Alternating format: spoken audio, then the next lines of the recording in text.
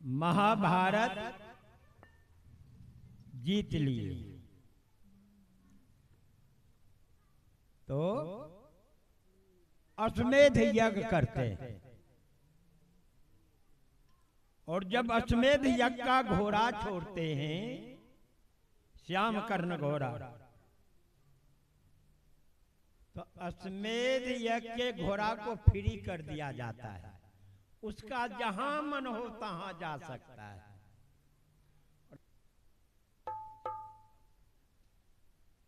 जब घोड़ा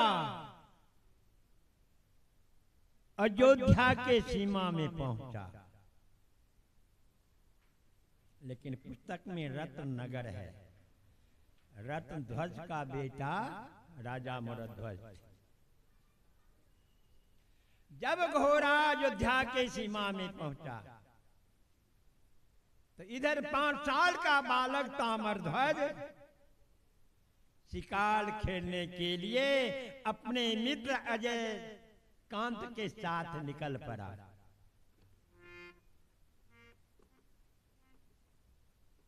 राजा मरध्वज ताम्रध्वज से कहे थे कि बेटा, क्षत्रिय वही है जो चुनौती को स्वीकार करता है। तो जब राजा अयोध्या में घोड़ा अयोध्या में प्रवेश किया, ताम्रध्वज का नजर पड़ा। देखा घोड़ा बहुत सुंदर है।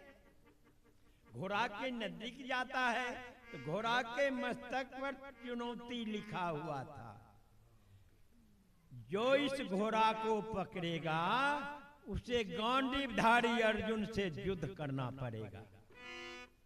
ताम्रध्वज कहा, मित्र अजय कांत घोड़ा को पकड़ लो। अजय कांत कहा, भैया देखते नहीं हो कि इसके मस्तक पर क्या लिखा हुआ है?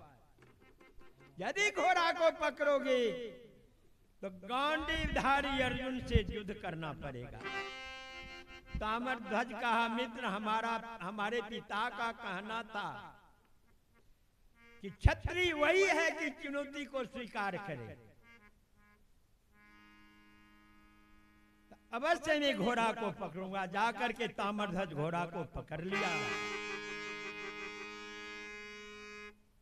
गांडीवधारी अर्जुन के जो सलाहकार थे, मंत्री थे, बार बार ताम्रध्वज को समझाए, लेकिन ताम्रध्वज नहीं माना। तो जाकर के गांडीवधारी अर्जुन से कहा कि महाराज, एक छोटा सा बालक घोड़ा पकड़ लिया है। गांडीवधारी अर्जुन आए, देखे छोटा सा बच्चा। कहे, बालक, इस घोड़ा को छोड़ दो और इससे सुंदर घोड़ा तुझे खेलने के लिए मैं दूंगा। ताम्रध्वज कहा, गांडीवधारी अर्जुन, क्षत्रिय वही है जो चुनौती को स्वीकार करता है। इस घोड़ा के मस्तक पर अहंकार लिखा हुआ है कि जो इस अस्त्र को पकड़ेगा तो गांडीवधारी अर्जुन से युद्ध करना पड़ेगा। तो मैं भी क्षत्रिय हूं, आपके चुनौती को स्वीकार किया। यदि घोड़ा छोड़ाना चाहते हैं तो हमसे युद्ध करना पड़ेगा। अर्जुन जी बहुत समझाए। कहा, महाराज, पत्ता हिलता नहीं, हवा हिला देता है। ताम्रध्वज लड़ता नहीं है, अर्जुन का घमंड लड़ा देता है। अर्जुन जी कहते हैं, इस बालक को संभल जाओ। कहा, ठीक है गांडीवधारी, बाण चलाइए। घमासान युद्ध हो गया। अंत में ताम्रध्वज अर्जुन को बंदी बना लिया, मूर्छा लगा दिया और उसी घोड़ा पर लाद लिया। ले आए राजा मरध्वज के दरबार। जाकर के कहा, पिताजी, आज मैं रण में विजय प्राप्त किया। कहा, बेटा, तुम तो शिकार खेलने गया था, तो विजय कैसे प्राप्त किया? अजय कांत से कहा, मित्र, जरा घोड़ा लेते आओ।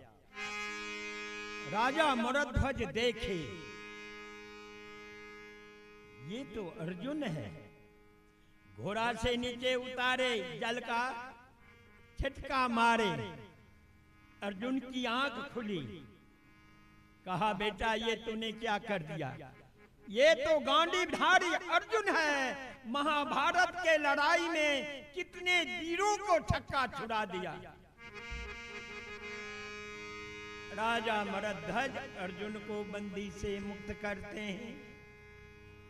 आज अर्जुन भगवान कृष्ण के पास पहुंचा है। केशव,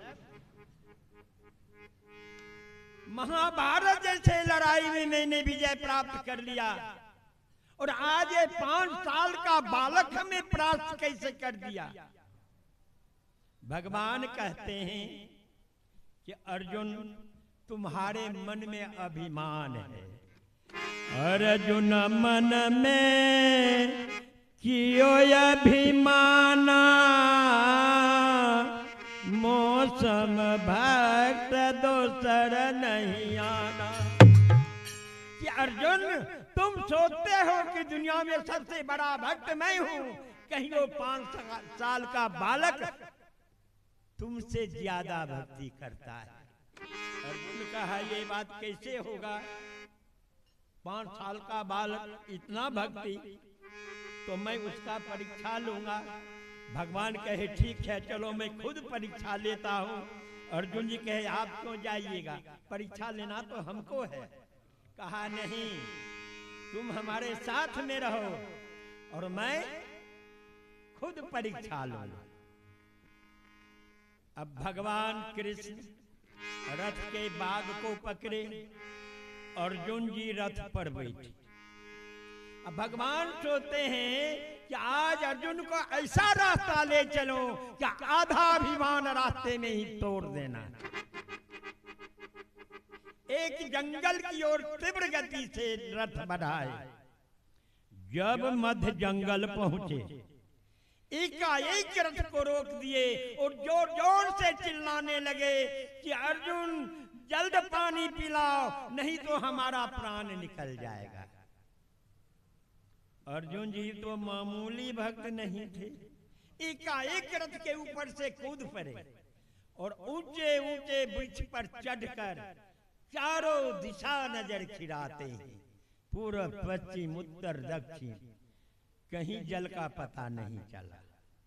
अर्जुन जी लौट गए, कहे केशव मैं तो ऊंचे ऊंचे वृक्ष पर चढ़कर चारों दिशा नजर खिराया, कहीं जल का आता पता नहीं। इधर भगवान जंगल के अंतिम छोर पर एक माया का साधु बनाया। साधु बाबा के नजदीक कमंडल में थोड़ा जल और कमंडल के नजदीक 3 हथियार, त्रिशूल, गदा और भाला रख दिए। भगवान कहे अर्जुन जल का पता नहीं चला तो जाओ दक्षिण दिशा अंतिम छोर पर एक महात्मा है, उनके कमंडल में जल है, जाओ आदर पूर्वक मांग कर ले आओ। अर्जुन जी चले वहां से। जब कुटिया पर पहुंचते हैं तो बाबा को साष्टांग दंडवत करते हैं।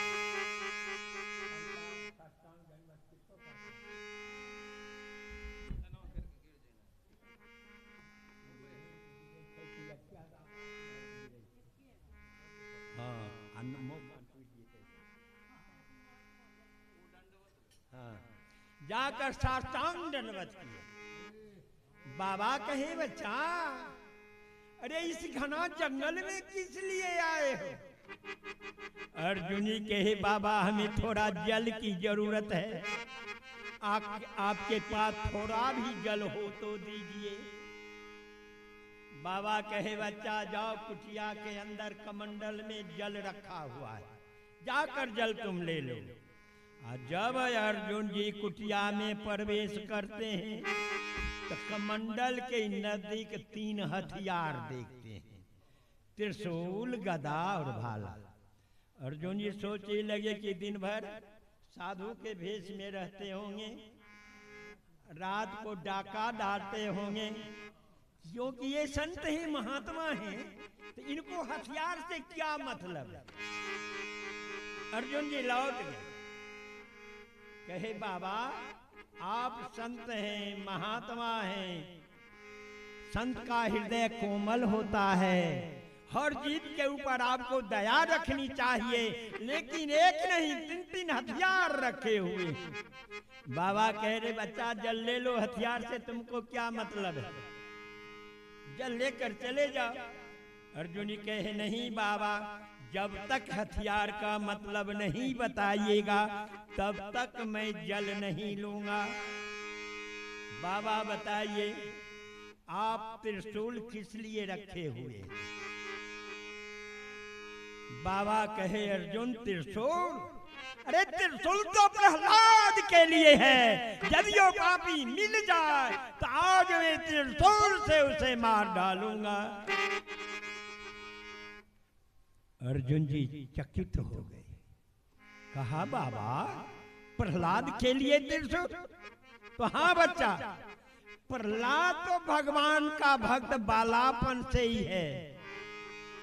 5 बरस के बालक का जय हो सिया रामा, 5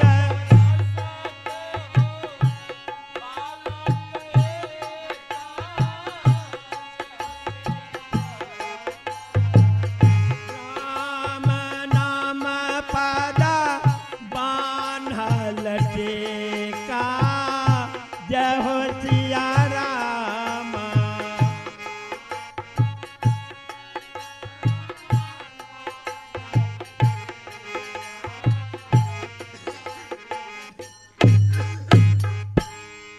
अर्जुन जी कहे बाबा प्रहलाद तो बालापन से ही भगवान का भक्त है। कहा बच्चा प्रहलाद सचमुच बालापन से भगवान का भक्त है, फिर भी उसमें कमी है।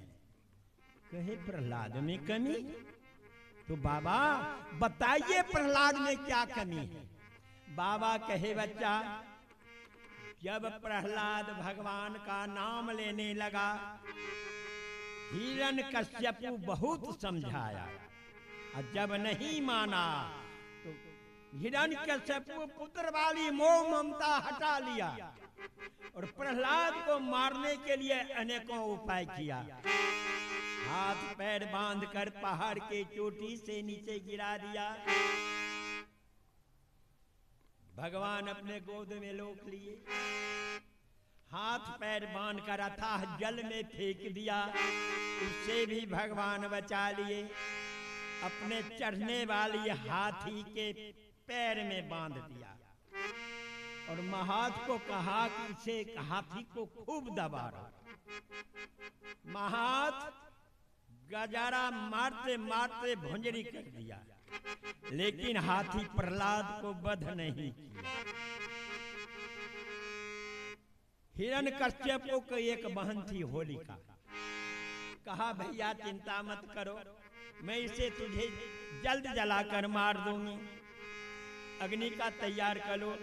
होलिका को एक बरदानी चादर, जिस चादर को होलिका ओढ़कर अग्नि में बैठ जाती थी तो होलिका बच जाती थी, और जिसको लेकर बैठती थी वो जलकर भस्म हो जाता था। रजय वाली बात, तुरंत अग्नि तैयार किया, होलिका प्रहलाद को गोद में लेकर अग्नि में प्रवेश कर गई। भगवान की माया हवा का ऐसा झोंका मारा कि चादर पलट कर प्रहलाद को ढक दिया, होलिका जलकर स्वाहा। अब हिरण्यकश्यप को देखा कि ये पापी तो किसी उपाय से नहीं मर रहा है, तो अब मैं अपने हाथ से इसे बंद करूंगा। प्रहलाद को पकड़कर खींचकर एक खंभा में बांध दिया। कहा पापी बताओ क्या अब तुम्हारा भगवान कहाँ है। प्रहलाद हंस रहा है, कहा अंध पिता तोहे सूझत नाही सब घट व्यापित राम। हम में राम तुमो में राम, खंभ नाम तो खंभा में लीजिए। प्रहलाद कहा पिताजी आपको सूझता नहीं है कि भगवान कहाँ है। जैसे ही तिल बिचे बसत तेल, वैसे ही सब घट राम का खेल। पिताजी जैसे तिल के बीच में तेल की वासना है नहीं? हाँ, वैसे ही जितने 84 लाख योनि का जीव है सबके अंदर भगवान की वासना है।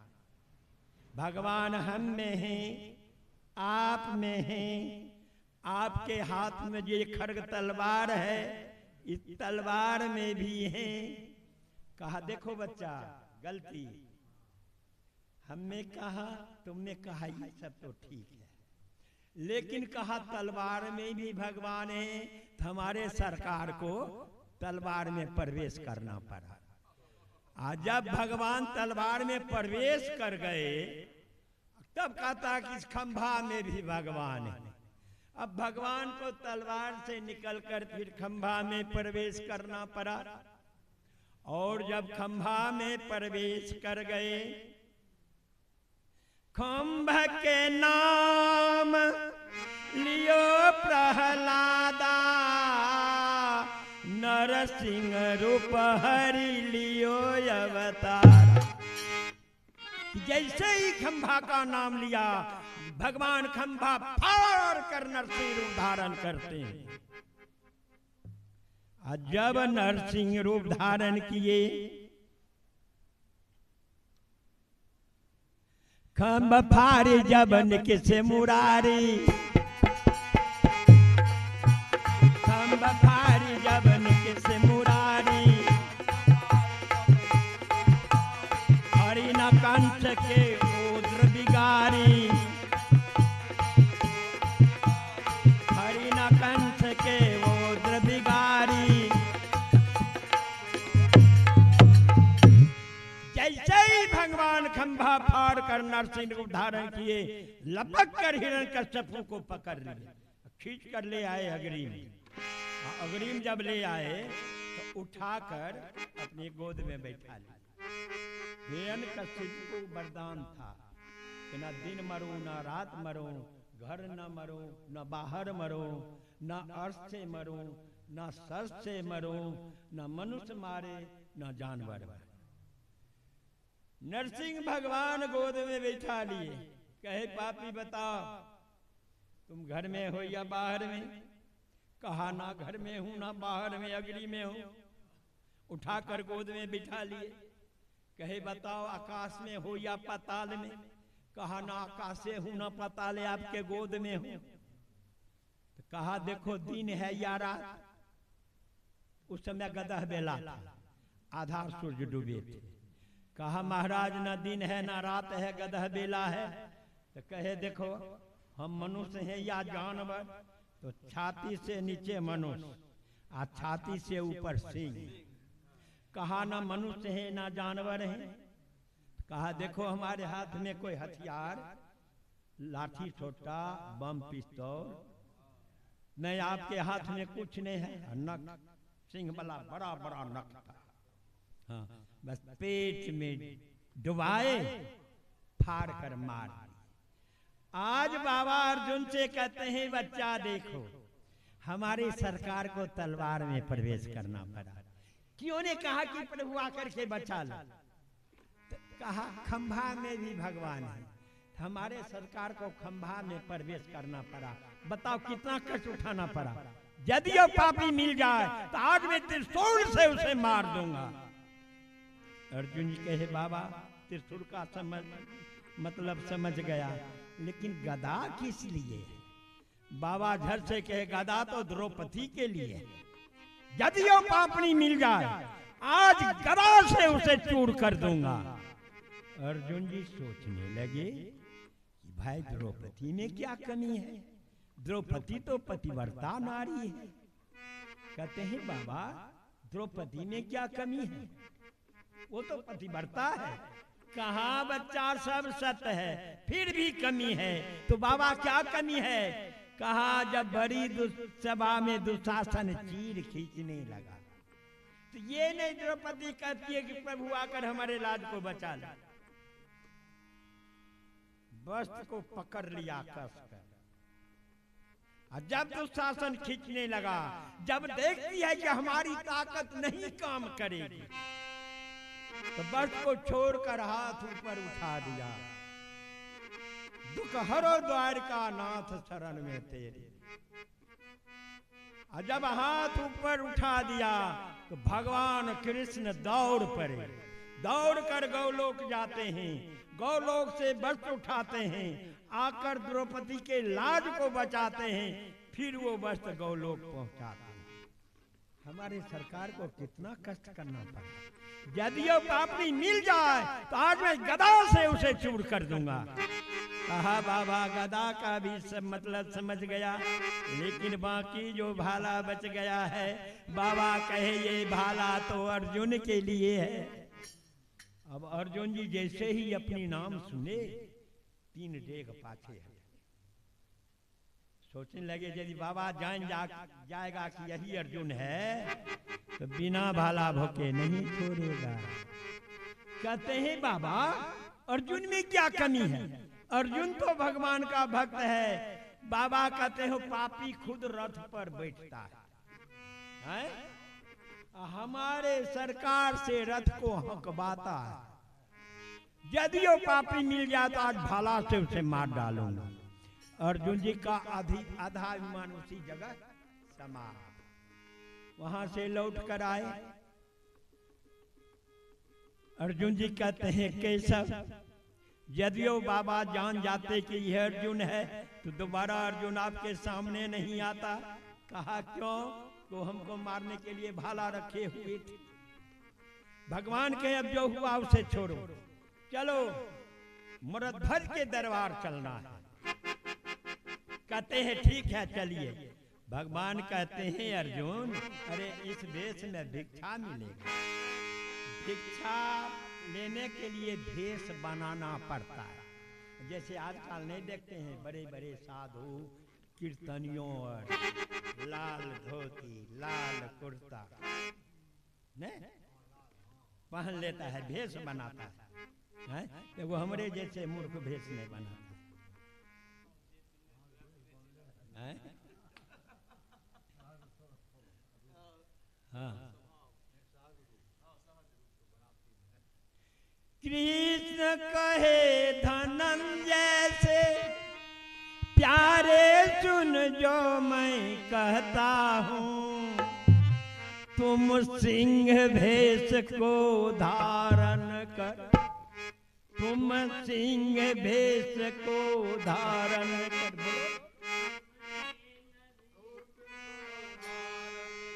मैं साधु बनकर चलता हूँ, तुम सिंह भेष को धारण कर।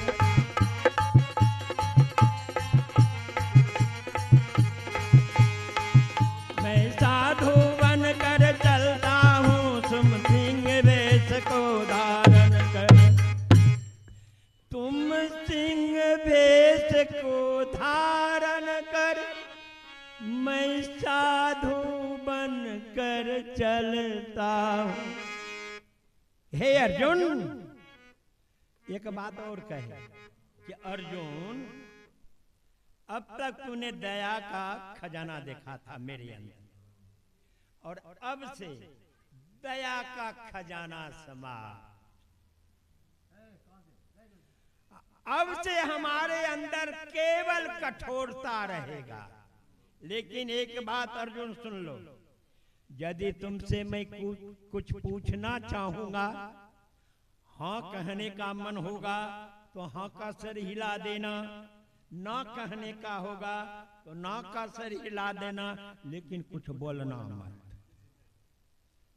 अर्जुन जी साधु के भेष में आ गए। भगवान कृष्ण की जरा जरा भेष धरी फटले चदरिया जाचन चलना। जरा जरा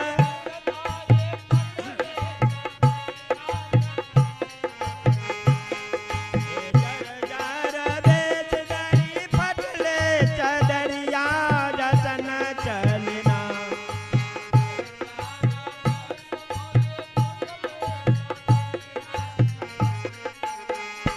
राजा मूर्धज के दुआरिया जाचन चलना।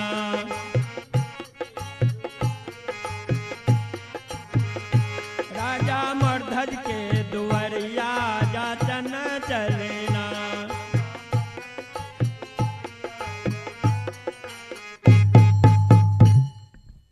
भगवान साधु का भेष बनाते, और जब वहां से चलते हैं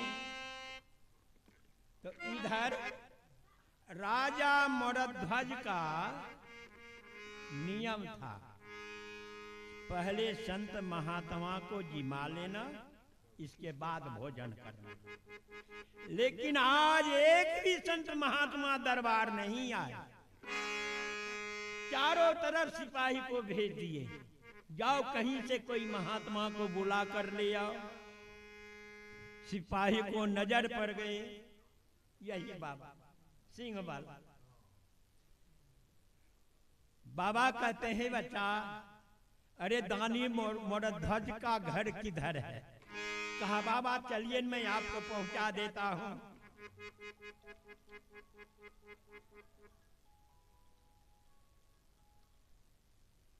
हेलो, हाँ की कहलो?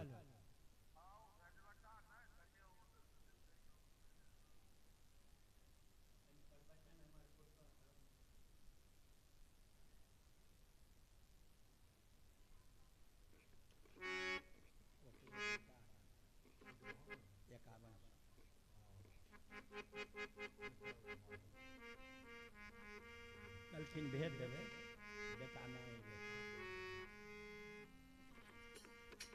जब भगवान राजा मूर्धज के दरबार पहुंचे, राजा मूर्धज जल मंगाकर अरे चरण धोई चरणो गतलिन्हा। चरण धोई चरणो गतलिन्हा। आन सिंहासन बैठन दिन्हा। जो कछु मुझको सुना बहु देवा। जो कछु मुझको सुना बहु देवा।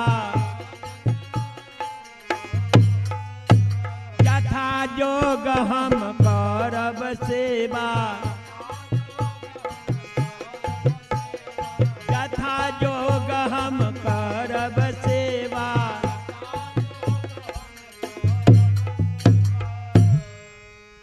बाबा के चरण धो करके चरणामृत पान करते हैं और घर के चारों तरफ चरणामृत छिड़क देते हैं और बाबा को सिंहासन पर बैठाते हैं और दोनों हाथ जोड़कर खड़ा हो गए कि बाबा कुछ सेवा बताइए ताकि ये दास आपको कुछ सेवा कर सके। बाबा कहते हैं राजन, सेवा करना चाहते हो तो जब तक तुम सत्य नहीं करोगे तब तक सेवा नहीं बताऊंगा। कहा क्यों बाबा? आखिर आपको सेवा में चाहिए क्या? कहते हैं कल एकादशी व्रत छलन हमारो। पारन करन राजा आयो तेरे द्वारो। हे राजन, कल हमको एकादशी व्रत था और एकादशी व्रत का पार्वन यदि द्वादशी में नहीं होता है तो व्रत बेकार हो जाता है। इसलिए हमें पार्वन करना है। महाराज कहे बाबा बस एकादशी के व्रत का पार्वन करना, इसी में कहते हैं कि सत करो। कहा हाँ, जब तक सत नहीं करोगे, जानते हो, सुन मांग हमारी सावधान, डगमग मन विचलित मत हो, मुख कमल कुम्भ नाले पाए, सोचित हो मत गोता खाना। यदि मैं वरदान मांगू, आज्ञा दे दूं, और कहीं तुम्हारे पैर के नीचे से जमीन खिसकने लगे, तब क्या होगा? कहा तो बाबा ठीक है, मैं भगवान की सौगंध खाकर कहती हूँ, आप जिस चीज से पार्वन कीजिएगा वही सामान मैं तैयार करूंगा। बताइए कौन चीज चाहिए? बाबा कहे मैं नहीं बताऊंगा। संग में सिंह है ना, हमारा सिंह बताएगा। काहे सिंहराज, फल खाओगे, ना का सर हिला दिया, मिष्टान खाओगे, ना का सर हिला दिया, मेवा खाओगे, ना का सर हिला दिया, क्या तुम मांस खाओगे? कि हाँ का सर हिला। महाराज ने देखा ना, आज मैं मांस का पार्वन करूंगा। अब राजा सोचते हैं कि बाबा का दिमाग एकदम खराब है, कहीं एकादशी के व्रत में मांस का पार्वन होता है। कहते हैं कि बाबा जब मैं सत कर लिया तो मांस ही तैयार करना है। तो कहते हैं बाबा आप ही बताइए, कोई पक्षी का मांस या मृगा का मांस? बाबा कहते हैं अरे नहीं ले मृगा मांस, नहीं ले पक्षी मांस, मनुष्य मांस ना, नहीं ले मृगा मांस, पक्षी मांस, मनुष्य मांस ना, राजा करबै भोजन मनुष्य मांस ना।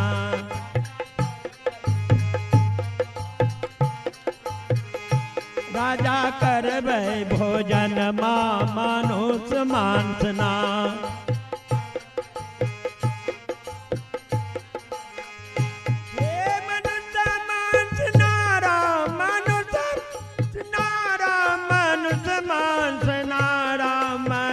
मांसना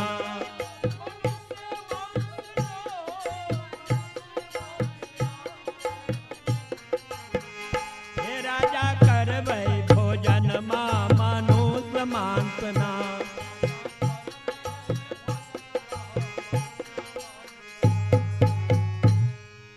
बाबा कहे राजा मरध्वज, अरे ना पक्षी का मांस चाहिए ना मृगा का मांस चाहिए।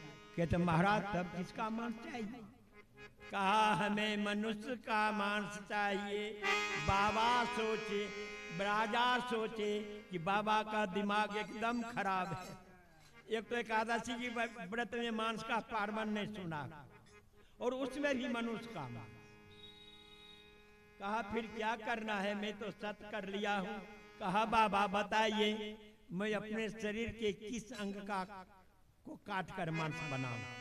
काहे राजा मरध्वज, अरे बुढ़ा मांस नहीं चाहिए। तब कहते हैं तो बुढ़ा मांस नहीं चाहिए, तो आप ही बताइए किसको मारकर मांस बनाऊं?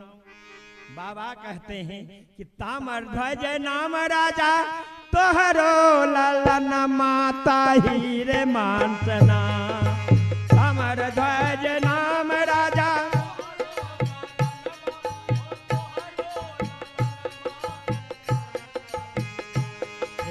ताम्रध्वज नाम राजा, तोहरो ललन मास, तोहरो ललन माता हीरे मांसना।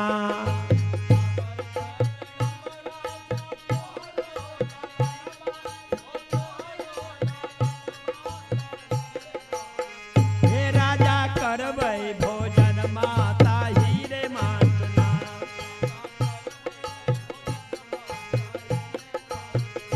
राजा करबै भोजन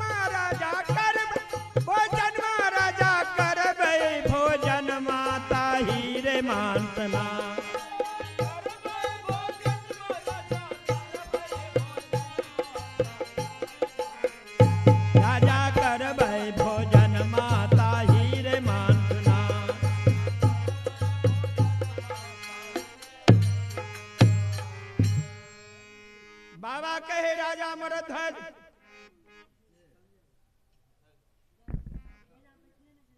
तुम्हारा जो एकलौता पुत्र ताम्र ध्वज है, मैं ताम्र ध्वज के मांस का भोजन करूंगा।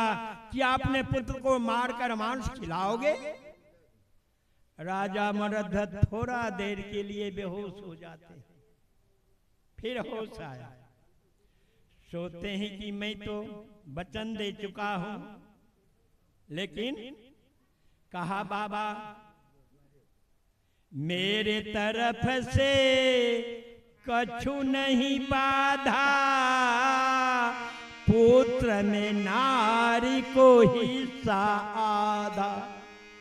मेरे तरफ से कोई रोक टोक नहीं, मैं तैयार हूं, लेकिन बाबा पुत्र में आधा हक स्त्री को होता है, क्योंकि माता के जल थल पिताजी के नीरा, वही प्रभु श्री जल कोमल शरीर। माता के रस से मांस की तैयारी होती है, पिता के बीज से हड्डी बनता है, इसलिए पुत्र ने दोनों प्राणी को हक बराबर। कहीं पद्मावती रानी कह दे कि मैं अपना पुत्र नहीं देंगे, तब क्या होगा? बाबा कहे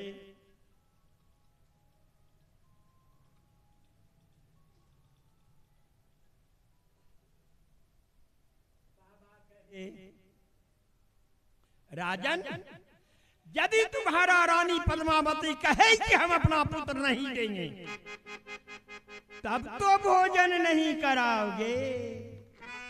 राजा मरध्वज कहे बाबा पद्मावती ऐसी तैसी नारी नहीं है, पतिव्रता है, पतिव्रता का लक्षण है। पति रुख देखी काज अनुसरही, सासु ससुर के सेवा करही। पतिव्रता का लक्षण है कि पति के मुताबिक चलती है, पति के रूप को देखकर काम करती है और अपने सास ससुर को सेवा करती है। पतिव्रता का लक्षण है, लेकिन कलयुग में विशेषकर पतिमार्ता मिलती है। पतिमार्ता किसको कहते हैं? हे सरकार, पतिमार्ता किसको कहते हैं? नहीं जाने चाहिए। अरे माने नाही स्वामी के बचनिया, कल युग के कनिया।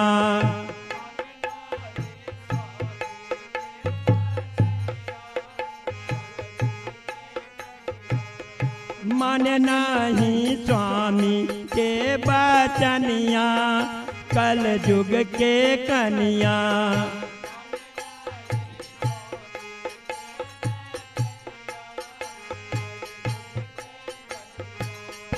अपना लखीर पूरी, सासू जी ले निमक रोटी।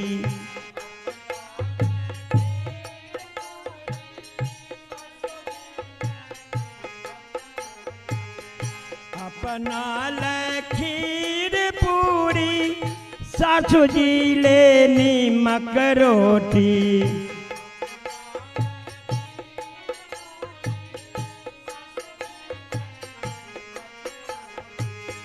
स्वामी जी ले बनल बागो गनिया, कल युग के कनिया।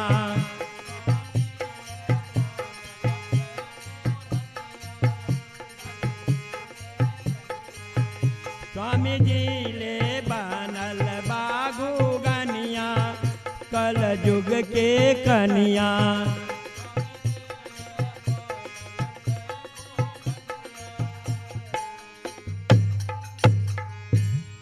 एक बात बताइए, पहले बाजार के करे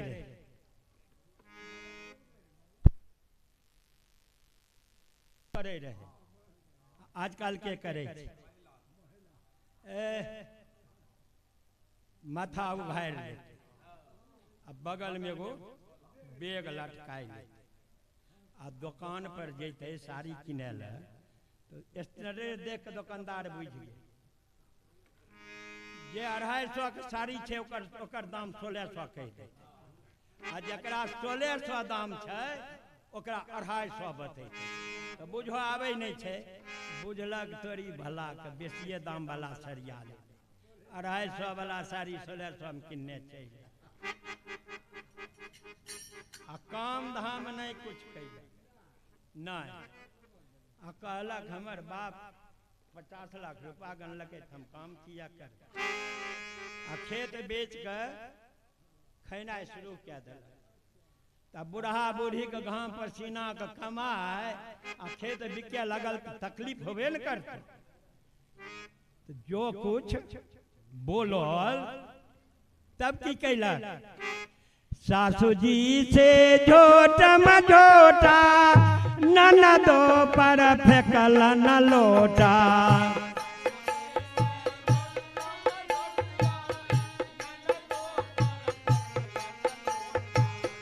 सासू जी से झोटा मझोटा ननदो पर फेंकल न लोटा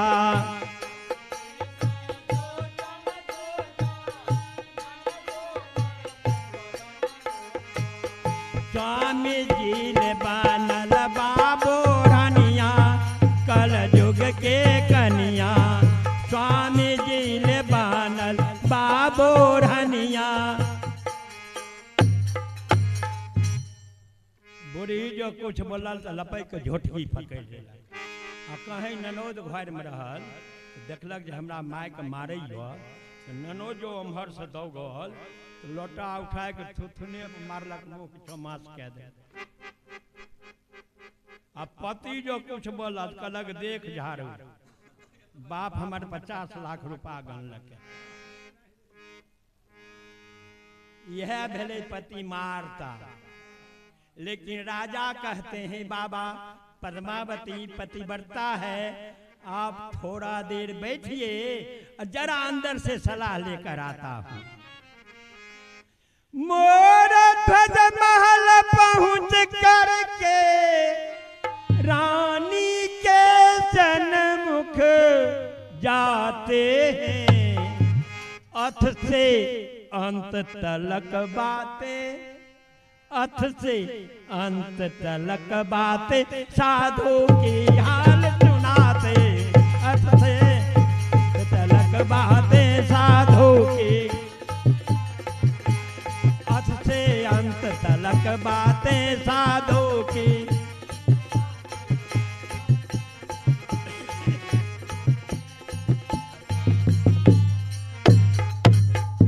अथ से अंत तलक बातें साधु की हाल सुनाते राजा मरध्वज अंदर जाकर पद्मावती रानी से कहते हैं कि हे रानी दरबार में एक साधु बाबा आए हैं उनके संग में एक सिंह है कल हम उनको एकादशी व्रत था तो पार्वन करने के लिए दरबार आए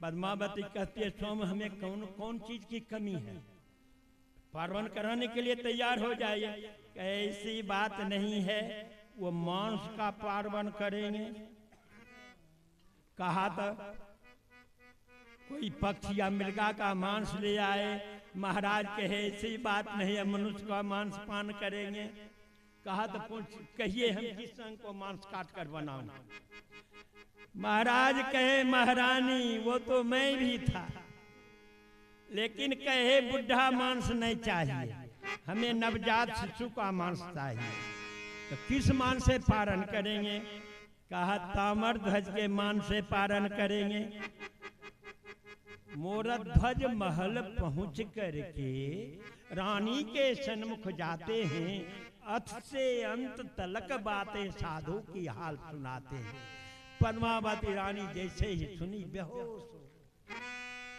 कुछ देर में होश आई पद्मावती कहती है स्वामी क्या आप बाबा को वचन दे चुके हैं महाराज कहे महारानी वचन कहती हो रे मैं तो सत्य कर लिया कहा तब तो वैसा करना ही पड़ेगा लेकिन आपका पुत्र ताम्रध्वज पाठशाला में है। कहीं आपका पुत्र आपसे कहेगा या हमसे कहेगा कि हमें वध मत करो, तो कैसे वध कीजिएगा?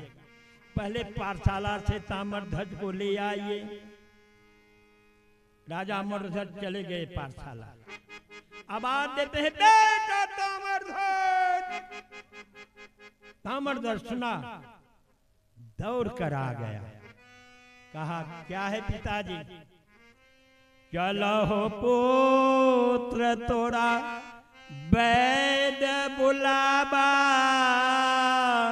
तोहरे शरीर के रोग कटावा। चलो बेटा, आज दरबार में एक वैद्यराज आए हैं, तुम्हारे शरीर के अंदर जितना रोग है सबको इलाज कर देंगे। लेकिन ताम्रध्वज कहा, यही कारण पिता वैद्य बोलावा, सो महिरम हमें आ गई जाना। जिस कारण से वैद्यराज आए सब हाल हमको मालूम है कि हथिया के दंता के खिलौना बने भांति भांति हथिया।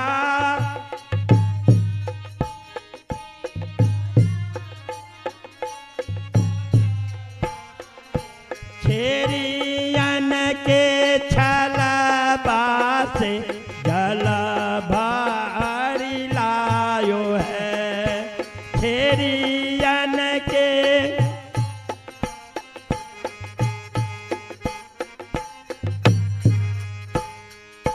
छेरियन के छलबा से जल भारी लायो है।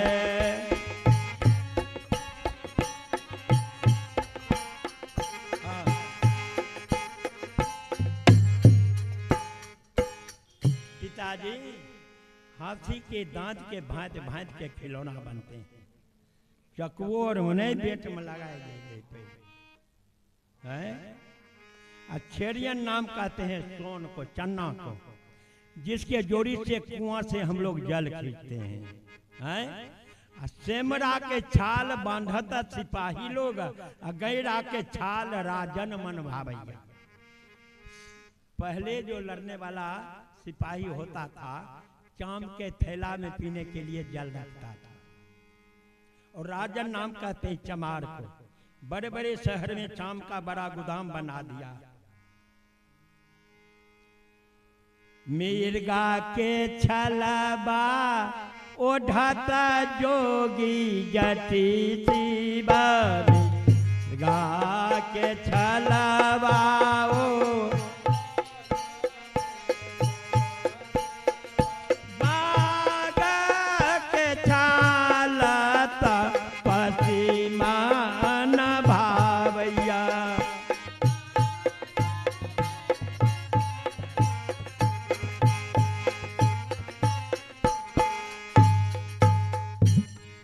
शंकर भगवान क्या पहनते हैं? मृगछाला। अब पहले, आजकल तो नहीं आता है डर से। पहले साधु जो आता था तो बाघ का छाल मोड़ करके कांख तर में रखता था है? लेकिन कभी मनुष्य शाम के बारे में क्या कहते हैं? कहे कभी के सोना था हरि के भजन बीना।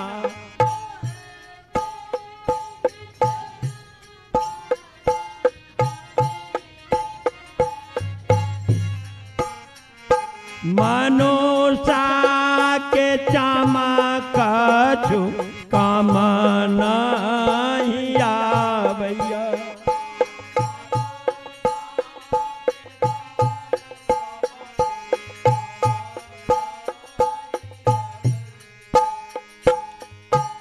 पिताजी, भक्ति के बिना ही मनुष्य का काम कोई काम नहीं आता है।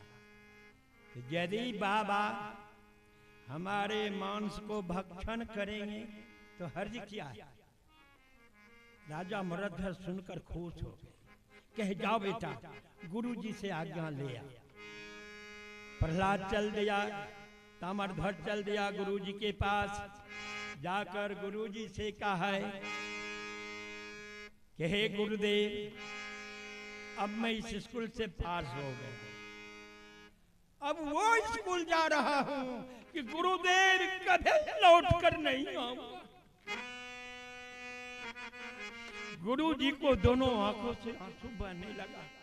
बेटा ऐसा मत बोल बेटा, हमारा आशीर्वाद है, तुम अवश्य लौट करके आएगा बेटा, रो मत। ताम्रध्वज आया, महाराज ताम्रध्वज को हाथ पकड़े ले आए महल के अंदर। जब महल के अंदर ले आए, पद्मावती रानी का नजर पड़ा। ताम्रध्वज के हाथ को पकड़कर पद्मावती रानी फूट फूट कर रोती है कि नबे तो महीना दुलरुआ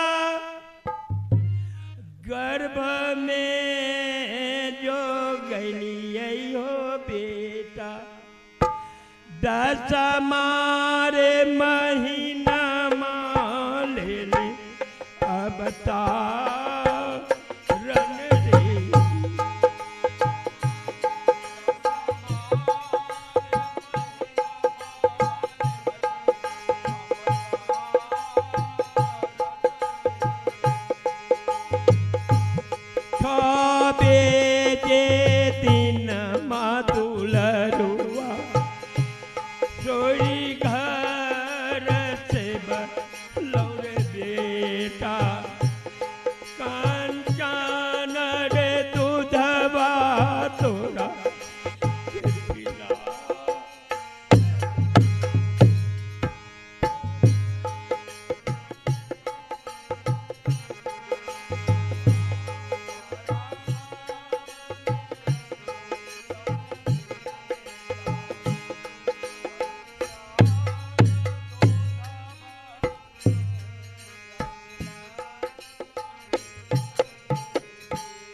बेटा ताम्रध्वज, 9 महीना तक तुझे अपने गर्भ में रखा बेटा, 10वां महीना में तूने जन्म लिया। 6 दिन सोयरी घर में सेव करके रहा, अपनी कंचन दूध पिलाकर तुझे तैयार किया। बेटा आज माता पिता के धर्म को बचा लेना बेटा।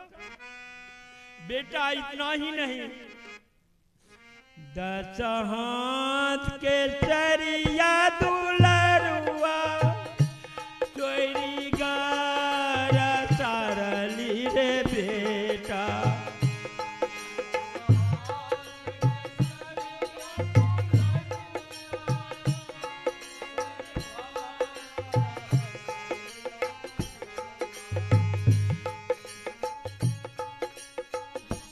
तेलबा के रे पनिया हम बनाए रेगी,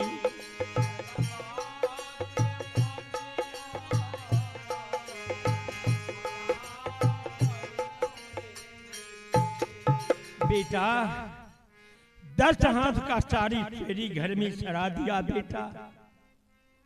सरसों के तेल को तेल नहीं समझा, पानी की तरह बहा दिया।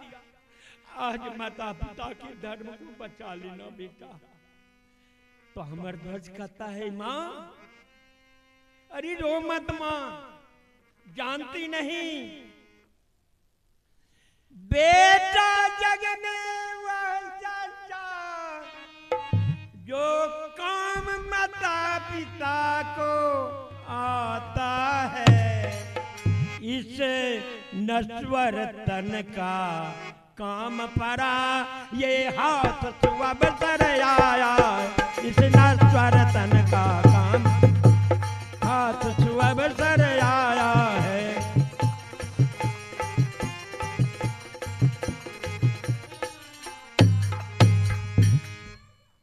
कहा माँ, दुनिया में बेटा वही सच्चा होता है जो अपने माता पिता के काम में आता है। कि जो का था द्वापर का। कलयुग में कैसा होता है? कलयुग का बेटा ऐसा कुल नासा, मारही लाठी तो रही नकबासा। कलयुग में बेटा बाप के माने। रामायण में देखल के प्रात समय उठकर रघुनाथा, मात पिता गुरु ना वही मान। कहते हो बाबू, जा हम नहीं जागबे ता कहीं नहीं जाइए। हाँ, और 10 बजे तक सुतते। अब बाप बेचारा अन्हारे उठे काम धाम करे। तो एक दिन तो रहले तो 10 बजे उठले गेले गोर लाग। दोसर दिन बाप सोचल के एकरा फेराम पड़बे तो हमर सब काम चौपट भ जाए। सुइत उठले चल गेले काम करे। 10 बजे जागले, खुजल के बाप ने कल के अच्छे आबे हो आए बतबै एले की पूछ के चल दिल। हम तोरा गोर लाग लिए जे चल दिल। मारल के लाठी नकबसा तोड़ दिल। गलतो भेल। हाँ हाँ,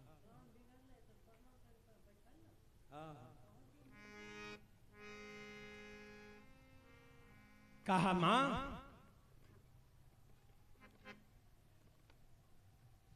माँ पिता रंग दूर करो, पैदा मैं तेरे खातिर हूँ, कुर्बान धर्म पर होने को बलिदान करो मैं हाजिर हूँ। कहा माता चिंता मत करो, आज तुम्हारा बेटा तुम्हारे धर्म के लिए अपने को बलि देने के लिए तैयार है। जल्द बाबा के सामने ले चलो। दोनों प्राणी एक एक हाथ पकड़े ताम्रध्वज को बाबा के सामने ले आए। कहे बाबा आपका ताम्रध्वज आ गया है, अब बताइए इसको कैसे वध करूं। बाबा कहे एक आरा मंगा लो। एक आरा मंगा लिया। कहा ताम्रध्वज को खड़ा कर, बीच मस्तक पर आरा रख। ताम्रध्वज का मुख माँ के सामने रहना चाहिए।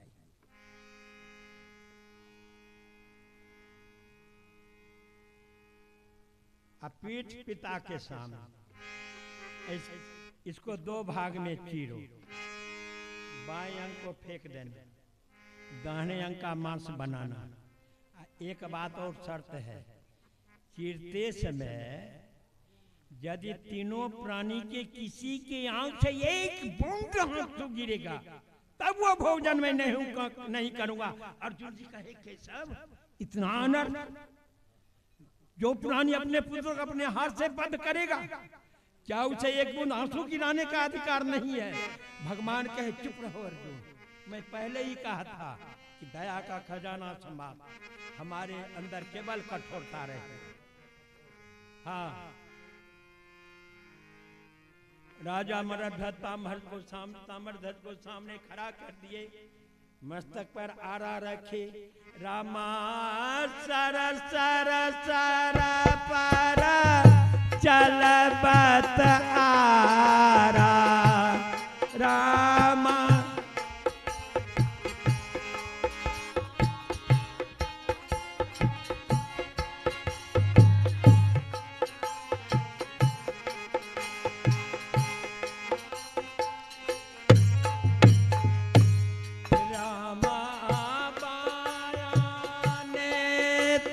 से बहे जलधारा,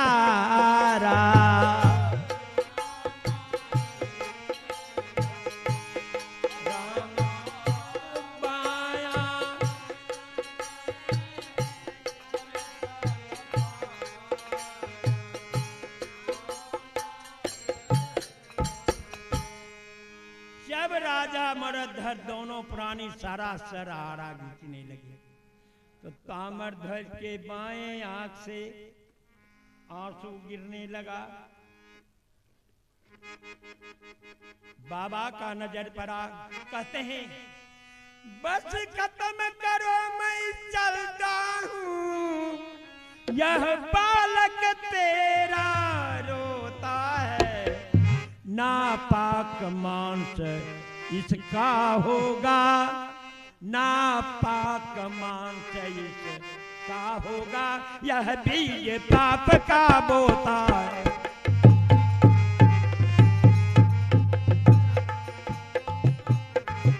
नापाक मांस इसका होगा, यह बीज पाप का बोता है। कहते राजा मरध्वज छोड़ दो चीरना, मैं पहले ही कहा था तीनों प्राणी के किसी के आंख से एक बूंद आंसू गिरेगा, ये भोजन मैं नहीं करूंगा। देखो तुम्हारा लड़का रो रहा। कहा सिंहराज चलो, दूसरे दरबार को चलता, यहां भोजन नहीं करना। ताम्रध्वज कहा कि बतलाता हूं मैं योगीश्वर, किस कारण दिल गम गोते हैं, यह अंग काम नहीं आएगा इसलिए नहीं ये रोते, अंग काम नहीं, यह अंग काम नहीं आएगा इसलिए नहीं ये रोते।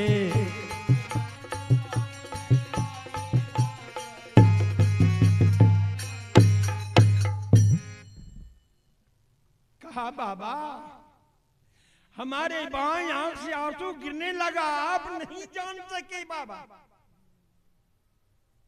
कहा नहीं बच्चा, ठहरिए बाबा मैं बतलाता हूं। जाना माही एक संग जल माही, जलत जोग जिमि गुल भी लगाई।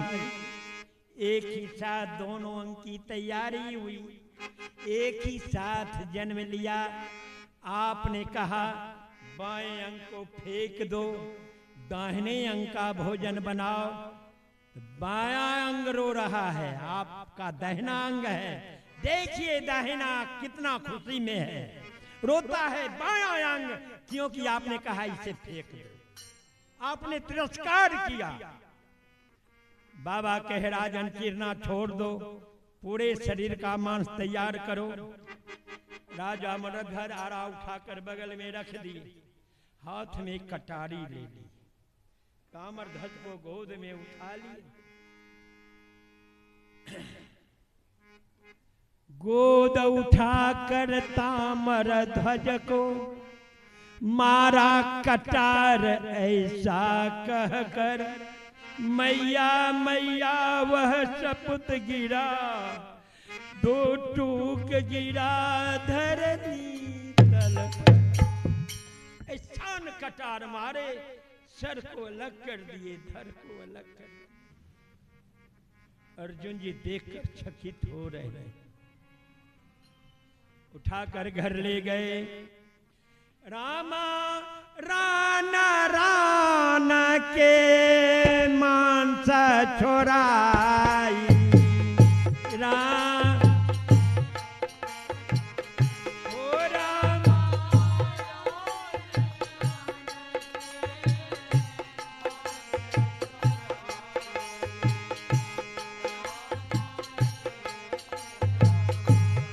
रामा हटी जो बचा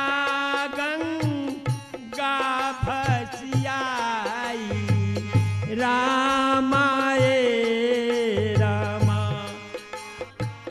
हरि जो बचा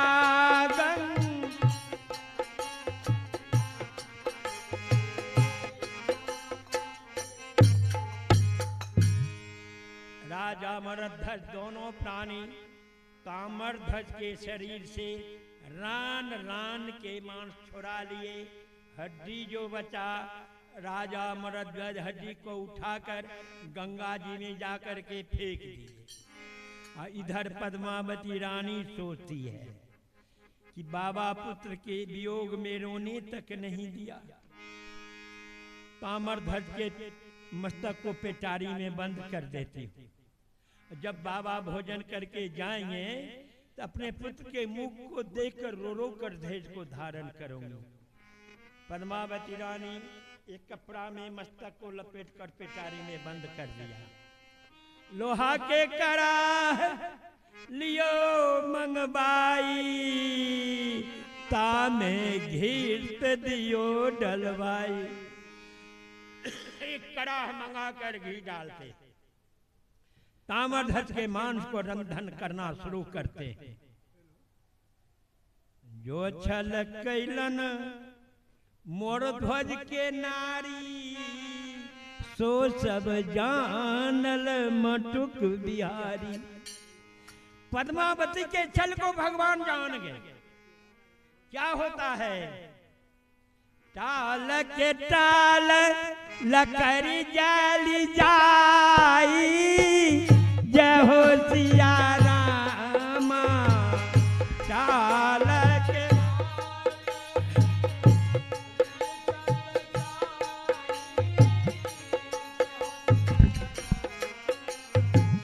टाल के टाल लकड़ी जाली जाई, जय हो सिया रामा।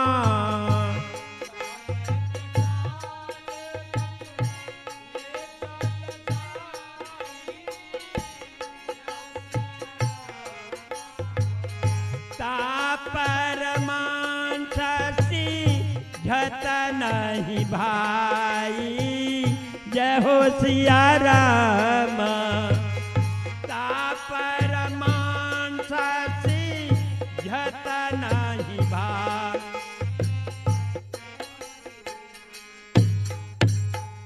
टाल के टाल लकड़ी जल गए, मांस जरा भी सिद्ध नहीं हुआ। पद्मावती रानी राजा मरध्वज से कहती है कि स्वामी टाल के टाल लकड़ी जल गए, मांस जैसा का तैसा पड़ा हुआ है, जरा बाबा से जाकर पूछिए। बाबा जब राजा बाबा के सामने आए, कहे बाबा टाल के टाल लकड़ी जल गया, मांस सिद्ध नहीं हुआ। कहा राजन पद्मावती छल कैलन भारी, पद्मावती छल कैलन भारी। पुत्र के सिर काटी रख ले पेटारी। कि राजन पद्मावती रानी हमसे छल किया है, अपने पुत्र के मस्तक को पिटारी में बंद कर दिया है। शीरा खाए मीरा, पुछी खाए गुलाम, क्या मैं तुम्हारा गुलाम हूं? बिना शीरा का मांस अशुद्ध होता है, ये भोजन में नहीं करूंगा। राजा मरध्वज कहे बाबा ऐसा न कीजिए, पुत्र को भी मार दिया, भोजन भी नहीं कीजिए। कहा जाओ अपने रानी से कहो ताम्रध्वज के सिरे को उखल में डालकर हंस हंस कर कूटे, और कूट कर कराह में डाल दे, अपना बायां पैर चूल्हे में लगा दे। राजा मरध्वज आए, कहे रानी ये तूने क्या कर दिया? ताम्रध्वज के मस्तक को पिटारी में बंद कर दिया है। तो हाँ स्वामी, क्यों? सोचे बाबा भोजन करके जाएंगे, पुत्र का मुंह देखकर रो रो कर देह धारण करूं। कहा बाबा जान गए, जल्द पिटारी से मस्तक निकालो, उखल में जाकर हंस हंस कर कूटो, कूट कर कराह में डाल दो, अपनी पैर बायां चूल्हे में लगा दो।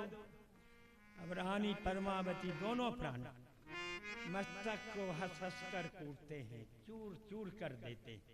कराह में डालकर पद्मावती अपनी बायां पैर चूल्हे में लगा दिया। जरत चरण मन होत हुलासा, जय हो सिया रामा।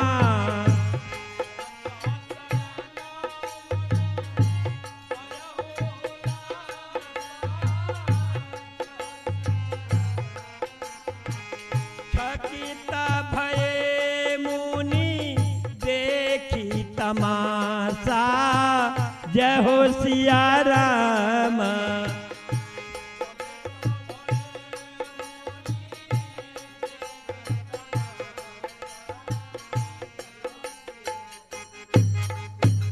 अर्जुन जी मांस सिद्ध हो जाता है। राजा मुरध्वज जाकर बाबा से कहे, बाबा मांस सिद्ध हो चुका है। बाबा कहे 5 भरोसा लगा दो।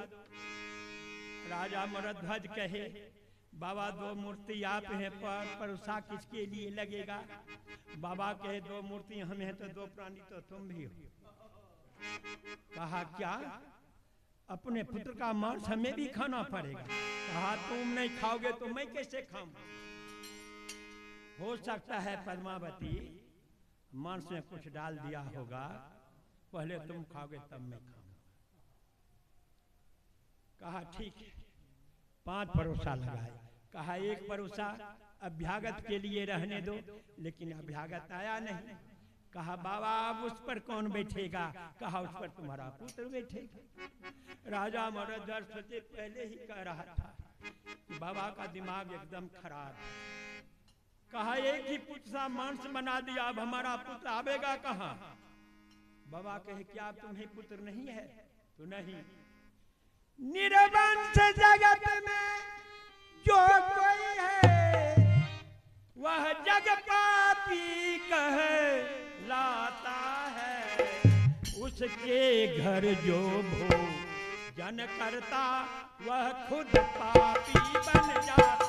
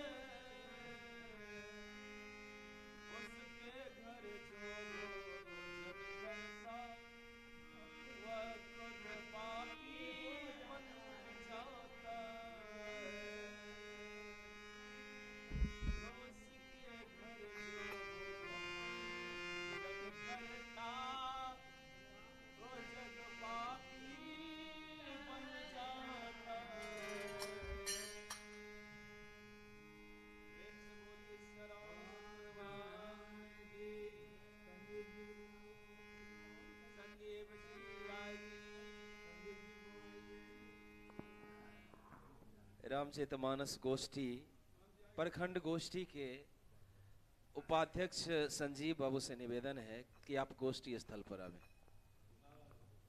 और आयोजन कर्ता महोदय मासूम कुमार जी से भी निवेदन है कि आप आवे।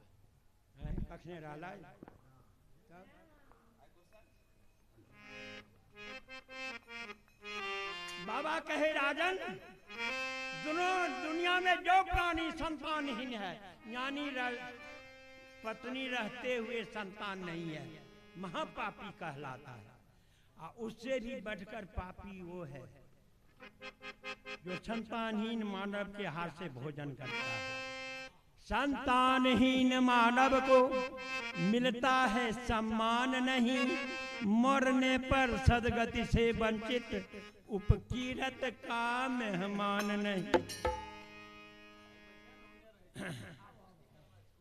कहा राजन, जो प्राणी संतानहीन है मरने पर भी सदगति नहीं मिलती है,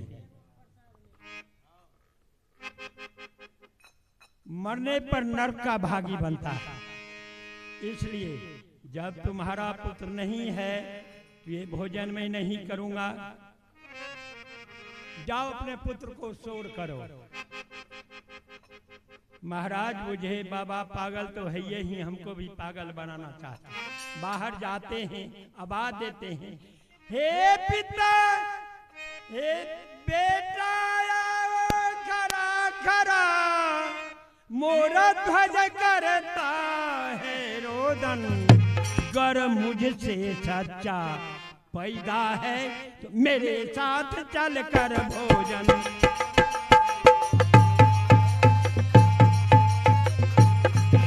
गर मुझसे सच्चा पैदा है मेरे साथ चल कर भोजन।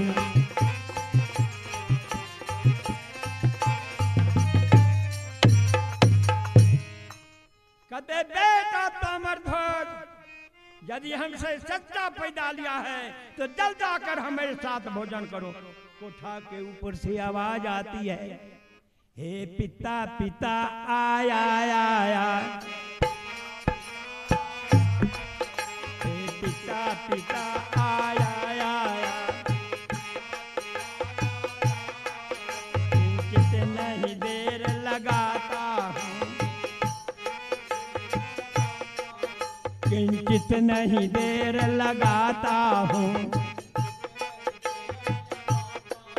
दिल में घबरावे नहीं नाथ, मैं पास आपके आता हूँ, दिल में घबरावे।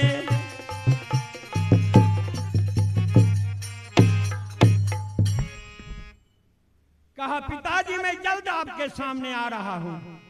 राजा अमरध्वज सुने, ये तो ताम्रध्वज की आवाज है, मैं पूरे शरीर से मान ठुरा लिया था, हड्डी जो बचा जाकर गंगा जी में फेंक दिया, तो ये ताम्रध्वज की आवाज कहाँ से आती है। ताम्रध्वज कोठा से नीचे उतरा, दौड़ कर आकर राजा अमरध्वज के शरीर में लिपट गया। कहा चलिए पिताजी भोजन करने। राजा अमरध्वज सोचने लगे साधु बाबा नहीं आए, बाबा के चरण में गिर गए। भगवान मेरे दर्शन दे दे, पाती खरा तेरे द्वार, क्या पता नाथ का दर्शन मिले न मिले। ओ भगवान मेरे दर्शन दे दे, पाती खरा तेरे द्वार, क्या पता नाथ का दर्शन मिले न मिले।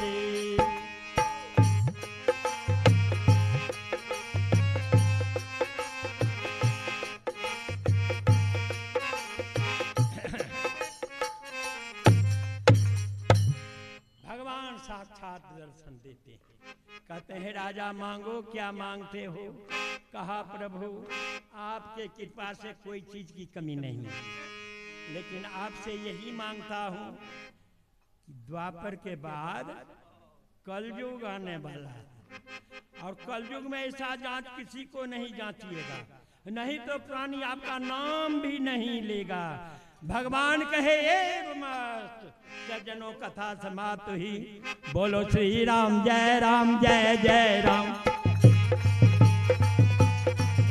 बोलो श्री राम जय जय राम। बोलो श्री राम जय